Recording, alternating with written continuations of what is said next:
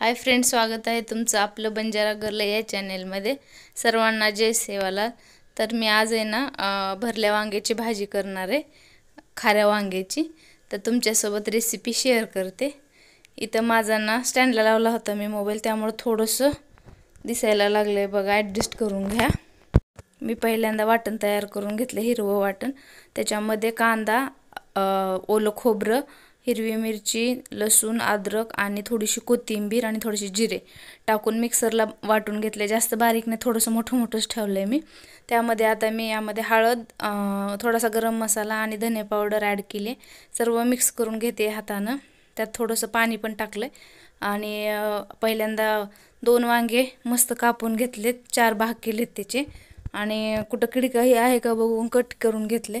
आणि जास्त वांगे काळे पडू नये म्हणून पाण्यात टाकलेत। पाण्यात टाकल्याच्या नंतर मी या 2च वांग्याची भाजी करणार आहे। तर मसाला मी त्यात जास्त भरून घेतलाय, थोडासा उरलेला ठेवलाय, ते पण त्यामध्ये आपण ॲड करणार आहोत। एकदम सोपी रेसिपी आहे, लवकर होणारी, झटपट, 2 माणसासाठी। आता मी कढई घेतली, त्यामध्ये तेल टाकले।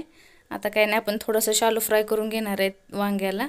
थोडीशी मोहरी आणि थोडीशी जिरे टाकून शालो फ्राय करून घेणार आहेत। नंतर ना साईडला मी थोडासा मसाला त्यामध्ये टाकून मसाला भाजून घेतला तेलामध्ये आणि नंतर ना आपण त्यामध्ये वांगे ॲड केलेत। वांग्याला पूर्ण परतून घेतले तेलामध्ये।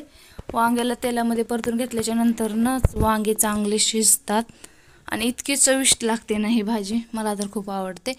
तुम्ही एकदा करून बघा, मस्त आणि मस्त खात जावा, मस्त राहत जावा आणि माझ्या चॅनेलला पण सबस्क्राईब करत जावा, नुसतंच बघतात आणि जातात। तुम्हाला माझी रेसिपी कशी वाटली ते सांगा, पुन्हा कमेंट करत जावा, माझा आवाज कसा वाटतो काय नाही। आणि आता आपली वांग्याची भाजी रेडी झालेली आहे। मी थोडीशी पातळ बनवली कारण मला भातासोबत खायची होती। तर आपली वांग्याची भाजी रेडी आहे, तर आपण पाहू शकता। बाय।